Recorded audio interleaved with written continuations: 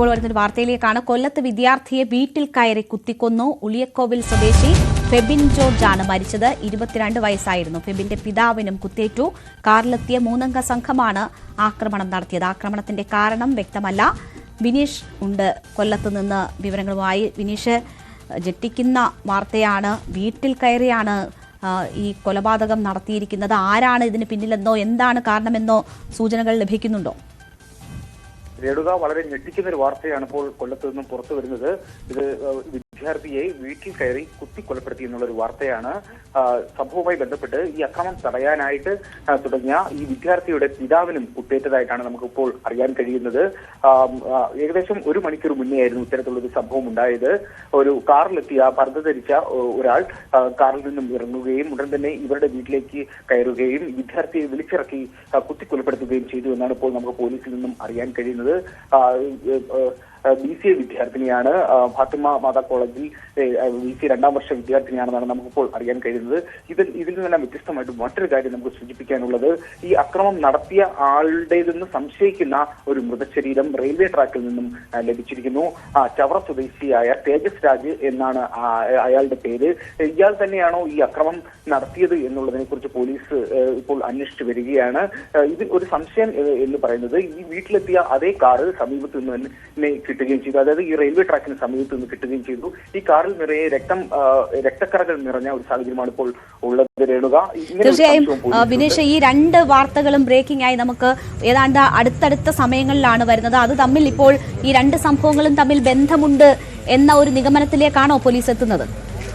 തീർച്ചയായും പോലീസ് അത്തരത്തിലുള്ള അന്വേഷണത്തിലേക്ക് തന്നെയാണ് എത്തുന്നത്. കാരണം ഇവര് വീട്ടിലെത്തിയ സമയവും ഈ ഒരു മരണ സമയം, അതായത് ഈ ആത്മഹത്യ ചെയ്തതായിട്ട് പറയപ്പെടുന്ന സമയവും തമ്മിൽ അധികം വ്യത്യാസമില്ല. ട്രെയിനിന് മുന്നിൽ ചാടി ആത്മഹത്യ ചെയ്തു എന്നുള്ള നിഗമനമാണ് ഇപ്പോൾ പോലീസിന്റെ ഭാഗത്തു നിന്നും ഉണ്ടായിരിക്കുന്നത്. പ്രാഥമിക നിഗമനമാണ്. ആളെ തിരിച്ചറിയാൻ പറ്റാത്ത രീതിയിലാണ് മൃതശരീരം റെയിൽവേ ട്രാക്കിൽ ഉള്ളത്. ഇയാളുടെ കാറിൽ ചില രേഖകൾ ഉണ്ടായിരുന്നു. ഇങ്ങനെ പരിശോധിച്ചപ്പോഴാണ് ഈ പേര് പോലീസിന് ലഭിച്ചത്. ചവറ സ്വദേശിയായ തേജസ് രാജ് എന്ന ആളാണ് കാർ ഓടിച്ചിരുന്നത് എന്ന ഒരു നിഗമനത്തിലേക്ക് എത്തിയിരിക്കുന്നത്. എന്തായാലും മൃതശരീരം അവിടെ നിന്ന് ജില്ലാശുപത്രിയിലേക്ക് മാറ്റിയിട്ടുണ്ട്. പോലീസ് ഇപ്പോൾ വീട്ടിൽ, അതായത് ഈ വിദ്യാർത്ഥിയുടെ വീട്ടിൽ പരിശോധനയ്ക്കായി എത്തുന്ന ഒരു സാഹചര്യമാണ് ഉള്ളത്. കൂടുതൽ വ്യക്തത വരും. വിനീഷ്, ഈ വിദ്യാർത്ഥിയുടെ അച്ഛന് ഈ അക്രമം തടയാൻ ശ്രമിക്കുമ്പോൾ പരിക്കേറ്റതായി വിവരമുണ്ട്. ആ സമയത്ത് ആ വീട്ടിൽ ആരൊക്കെ ഉണ്ടായിരുന്നു എന്നറിയാമോ? അവരിൽ നിന്ന് എന്താണ് ഈ അക്രമത്തിന് പിന്നിൽ ആരാണെന്നോ എന്താണ് അവരുടെ ലക്ഷ്യമെന്നോ എന്തെങ്കിലും സൂചനകൾ പുറത്തു വരുന്നുണ്ടോ? രേണുക, പോലീസിന്റെ ഭാഗത്ത് നിന്ന് നമുക്ക് അറിയാൻ കഴിയുന്നത്, ഈ വിദ്യാർത്ഥിയുമായി ബന്ധപ്പെട്ടുള്ള ചില എന്തെങ്കിലും തർക്കങ്ങളോ മുൻവൈരാഗ്യമോ മറ്റോ ആവാം എന്നുള്ള നിഗമനമാണ് പോലീസിനുള്ളത്. പ്രാഥമിക നിഗമനമാണ്. അത്തരത്തിലുള്ള അന്വേഷണം ഇനി നടക്കേണ്ടതായിട്ടുണ്ട്. വിദ്യാർത്ഥികൾ തമ്മിലുള്ള എന്തെങ്കിലും വിരോധമാണോ ഇത്തരത്തിലുള്ള അക്രമത്തിലേക്ക് നയിച്ചതെന്നാണ് പോലീസ് അന്വേഷിക്കുന്നത്. അതുപോലെ തന്നെ BCA വിദ്യാർത്ഥിയാണ്, 2ാം വർഷ വിദ്യാർത്ഥിയാണ്. അപ്പോൾ വിദ്യാർത്ഥികൾ തമ്മിലുള്ള ഒരു അക്രമം ഇങ്ങനെ വീട്ടിലേക്ക് എത്തുക, വലിയൊരു കൊലപാതകത്തിലേക്ക് നയിക്കുക എന്നൊക്കെ പറയുമ്പോൾ തന്നെ നമുക്ക് വലിയ ഞെട്ടലോടെയാണ് ഈ ഒരു വാർത്ത നമ്മൾ കാണുന്നത്. നമ്മൾ ഏറ്റവും സുരക്ഷിതം എന്ന് കരുതുന്നത് നമ്മളുടെ വീടാണ്. അങ്ങനെ വീട്ടിലിരിക്കുന്ന യുവാവിനെയാണ് വീട്ടിന് അകത്ത് കയറി ഇപ്പോൾ കുത്തിക്കൊന്നിരിക്കുന്നത്. ഈ ആക്രമണം തടുക്കാൻ ശ്രമിക്കുമ്പോൾ ആ ഫെബിന്റെ അച്ഛനും പരിക്കേറ്റിരിക്കുന്നു, കുത്തേറ്റു എന്ന ഒരു വിവരമുണ്ട്. ഉളിയക്കോവിലാണ് ഈ യുവാവിന്റെ വീട്. ആ വീട്ടിൽ കയറിയാണ് 3 അംഗ സംഘം കുത്തിക്കൊന്നിരിക്കുന്നത്. ഫെബിൻ ജോർജ് ഫാത്തിമ മാതാ കോളേജിലെ വിദ്യാർത്ഥിയാണ്. കാറിലെത്തിയ സംഘമാണ് ഫെബിനെ ആക്രമിച്ചത്. ഈ ആക്രമണത്തിന്റെ കാരണം എന്താണ് എന്ന വിവരങ്ങളില്ല. അതേസമയം വിദ്യാർത്ഥികൾക്കിടയിൽ എന്തെങ്കിലും പ്രശ്നമാണോ എന്ന് പ്രാഥമികമായി പോലീസ് സംശയിക്കുന്നു. അതിനോട് സമാനമായി തന്നെ മറ്റൊരു സംഭവം കൊല്ലത്തുണ്ടായിരിക്കുന്നു. അത് റെയിൽവേ ട്രാക്കിൽ ഒരു മൃതദേഹം കണ്ടെത്തിയതാണ്. ആ മൃതദേഹം കണ്ടെത്തിയ സ്ഥലത്തിന് സമീപത്ത് നിന്ന് ഒരു കാറ് കണ്ടെത്തിയിട്ടുണ്ട്. അതിൽ രക്തപ്പാടുകളുണ്ട്. അപ്പോൾ ഈ അക്രമി സംഘത്തിൽപ്പെട്ട ഒരാളാണ് അവിടെ കൊല്ലപ്പെട്ടിരിക്കുന്നത് എന്ന് സംശയിക്കുന്നു. ഈ 2 സംഭവങ്ങളും തമ്മിൽ ബന്ധമുണ്ട് എന്ന ഒരു പ്രാഥമിക നിഗമനത്തിലേക്ക് പോലീസ് എത്തുന്നു എന്നതാണ് വിനീഷ് അവിടെ നിന്ന് റിപ്പോർട്ട് ചെയ്യുന്നത്. എന്തായാലും നാടിനെ നടുക്കുന്ന ഒരു സംഭവമായി മാറിയിരിക്കുന്നു കൊല്ലത്ത് നിന്ന് വരുന്ന ഈ വാർത്ത. കടപ്പാക്കടയിൽ റെയിൽവേ ട്രാക്കിന് സമീപമാണ് ഒരു മൃതദേഹം കണ്ടെത്തിയിട്ടുള്ളത്. സമീപത്ത് നിർത്തിയിട്ട മാരുതി കാറിലാണ് ചോരപ്പാടുകളുള്ളത്. ഈ കാറ് ഈ വീട്ടിൽ അക്രമികൾ എത്തിയ കാറാണ് എന്നതാണ് ഇപ്പോൾ സംശയിക്കുന്നത്.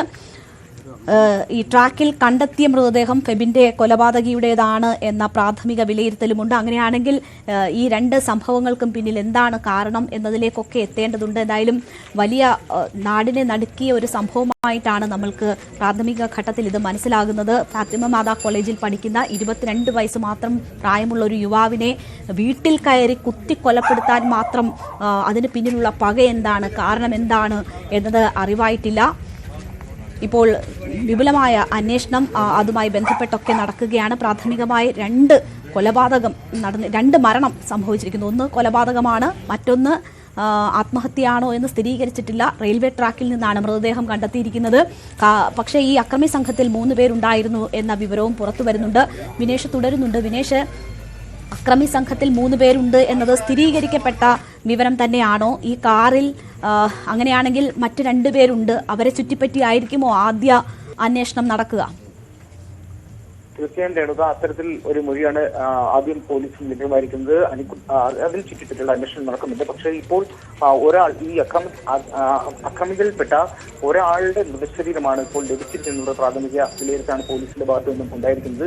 ട്രെയിന് മുന്നിൽ ചാടി ആത്മഹത്യ ചെയ്തു എന്നാണ് ഇപ്പോൾ അറിയേണ്ടത്. കടപ്പാക്കടയ്ക്ക് സമീപമുള്ള റെയിൽവേ ട്രാക്കിലാണ് മൃതശരീരം കണ്ടെത്തുകയും ചെയ്തത്. നടത്തിയതെന്നാണ് ഇപ്പോൾ അറിയുന്നത്. പോലീസ് കൂടുതൽ അന്വേഷണത്തിലേക്ക് എത്തുന്നു. സമീപ CCTV ദൃശ്യങ്ങളെല്ലാം ശേഖരിച്ച് മാത്രമേ കൂടുതൽ വിലയിരുത്തലിലേക്ക് എത്താൻ കഴിയുകയുള്ളൂ. അത്തരത്തിലുള്ള നിഗമനത്തിലേക്ക് നീങ്ങുകയാണ്. ആദ്യം തന്നെ ഈ കാർ പരിശോധിച്ചിരുന്നു. കാറിൽ ഒരുപാട് പാടുകൾ കാണാൻ ഇടയായി തീർന്നു. അങ്ങനെയാണ് കാറിൽ നിന്ന് കിട്ടിയ ചില വിവരങ്ങളാണ് ഈ അക്രമിയുടെ ചില പേരുകൾ പോലീസിന് ലഭ്യമായിരിക്കുന്നത്. ഇതിൽ കൂടുതൽ വ്യക്തത വരാനുണ്ട് രേണുക. ഇപ്പോൾ ഉന്നത പോലീസ് സംഘം ഇപ്പോൾ ഇവരുടെ വീട്ടിലേക്ക് എത്തുന്ന ഒരു സാഹചര്യമാണ് ഉള്ളത്. കൂടുതൽ വിവരങ്ങൾ വരും സമയങ്ങളിൽ നമുക്ക് ലഭ്യമാകും രേണുക. വിനേഷ്, ഈ 2 സംഭവങ്ങളും തമ്മിൽ ബന്ധമുണ്ട് എന്ന ഒരു പ്രാഥമിക നിഗമനത്തിലേക്ക് എത്തുന്നു. അതിനിടയാക്കിയത് ഈ അക്രമി ഫെബിന്റെ വീട്ടിലെത്തിയ അതേ കാറാണ് റെയിൽവേ ട്രാക്കിന് സമീപം കണ്ടെത്തിയ മാരുതി കാർ എന്ന് ഉറപ്പിക്കുന്നതിൽ നിന്നാണോ അങ്ങനെ ഒരു സംശയം? തീർച്ചയായും അതിന് അത്തരത്തിലുള്ളൊരു വിലയിരുത്തൽ പോലീസിന്റെ ഭാഗത്ത് നിന്ന് വരുന്നതേ ഉള്ളൂ. കാരണം CCTV ദൃശ്യങ്ങൾ പ്രധാന ഘടകമാണ്. അത് പരിശോധിക്കുന്നുണ്ട്. അതുപോലെ തന്നെ ഇപ്പോൾ റെയിൽവേ ട്രാക്കിന് സമീപം മൃതശരീരം കിട്ടി. അതിന് സമീപത്തായിട്ട് ഒരു വാഗണർ കാറും ലഭിച്ചിട്ടുണ്ട്. ഈ കാറിൽ ചില രക്തക്കറകൾ ഉണ്ട് എന്നുള്ളതാണ് പോലീസിനെ കൂടുതൽ സംശയിക്കുന്നത്. കാരണം അങ്ങനെയാണ് ഒരു സംശയം ഉണ്ടാകുന്നത്.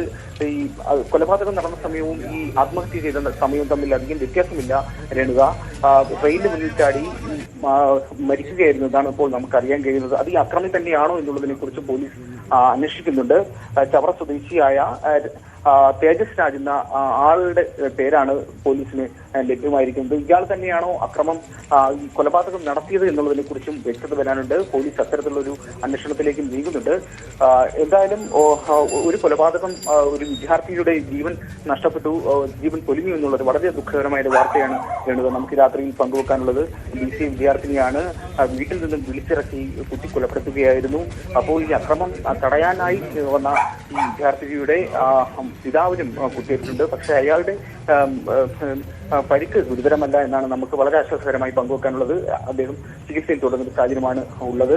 എന്തായാലും ഈ വിദ്യാർത്ഥിയുടെ മൃതശരീരം ജില്ലാ ആശുപത്രിയിൽ ആണ് ഇപ്പോൾ സൂക്ഷിച്ചിരിക്കുന്നത്. കൂടുതൽ നടപടികൾക്കായിട്ട് പാരിപ്പള്ളി മെഡിക്കൽ കോളേജിലേക്ക് മാറ്റും എന്ന് നമുക്കറിയുന്നുണ്ട്. അതുപോലെ തന്നെ ഈ റെയിൽവേ ട്രാക്കിൽ കണ്ടെത്തിയ മൃതശരീരവും പോലീസ് അവിടെ നിന്നും ജില്ലാ ആശുപത്രിയിലേക്ക് മാറ്റിയിട്ടുണ്ട് രേണുക. ശരി, കൂടുതൽ വിവരങ്ങൾ ശേഖരിക്കൂ വിനീഷ്. ഞാൻ അല്പസമയത്തിനകം തന്നെ തിരിച്ചെത്താം. എന്തായാലും വലിയ നാടിനെ നടുക്കുന്ന ഒരു സംഭവമാണ് കൊല്ലത്ത് നിന്നും റിപ്പോർട്ട് ചെയ്യുന്നത്. നമുക്ക് അറിയാം, തുടരെ നിരവധിയായിട്ടുള്ള ഇത്തരം വാർത്തകൾ, അക്രമ സംഭവങ്ങൾ നമ്മൾ കേട്ടുകൊണ്ടിരിക്കുകയായിരുന്നു. പക്ഷേ ഏതാനും ദിവസം അതിൽ നിന്ന് ഒരു മോചനമുണ്ടായിരുന്നു. പക്ഷേ വീണ്ടും അത്തരമൊരു വാർത്ത അത് കൊല്ലത്ത് നിന്ന് വരുന്നു. കൊല്ലം ഉളിയക്കോവിലിന് സമീപത്ത് ഉള്ള വീട്ടിലാണ് ഈ സംഭവം നടന്നത്.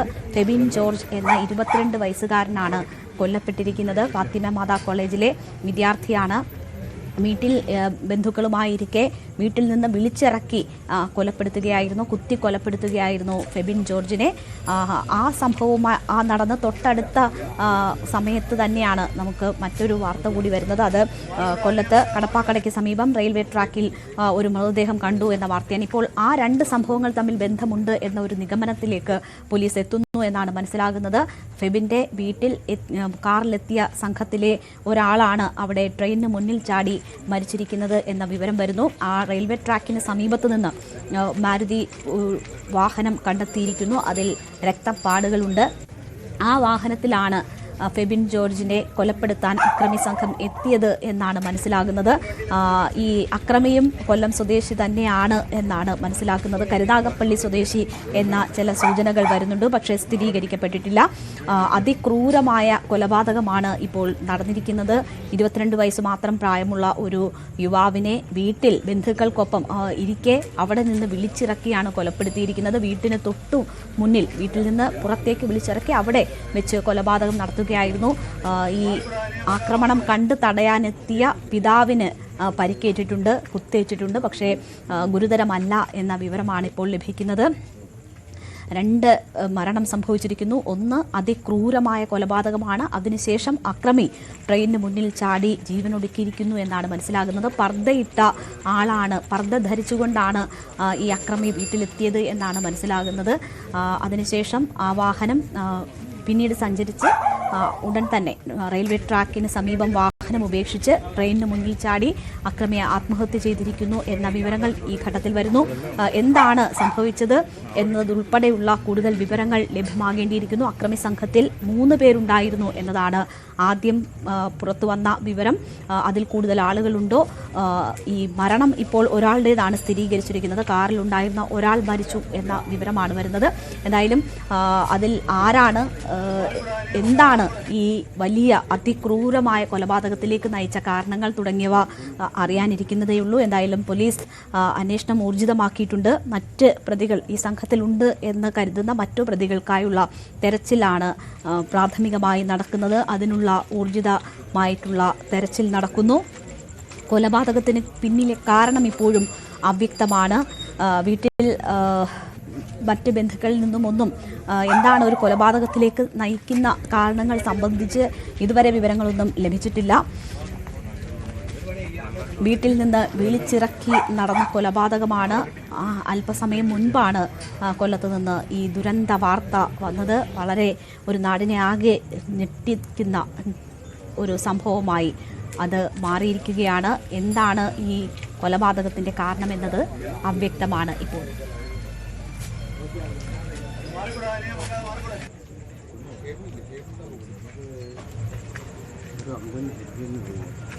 പക്ഷെ അവിടെ നിന്ന് നമുക്കൊപ്പം ചേരുകയാണ് വിനീഷ്. എന്തെങ്കിലും കൂട്ടിച്ചേർക്കാവുന്ന പുതിയ വിവരങ്ങൾ ലഭിച്ചിട്ടുണ്ടോ? രേണുക, പോലീസ് സംഘം ഇപ്പോൾ വിദ്യാർത്ഥിയുടെ വീട്ടിലെത്തി പരിശോധനകൾ നടത്തുന്ന ഒരു സാഹചര്യമാണ് ഉള്ളത്.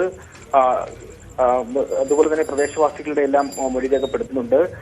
കൂടുതൽ വിവരങ്ങൾ, കൂടുതൽ അന്വേഷണത്തിന് ശേഷം മാത്രമേ വ്യക്തമാവുകയുള്ളൂ എന്നാണ് പോലീസിൽ നിന്ന് നമുക്ക് അറിയാൻ കഴിയുന്നത്.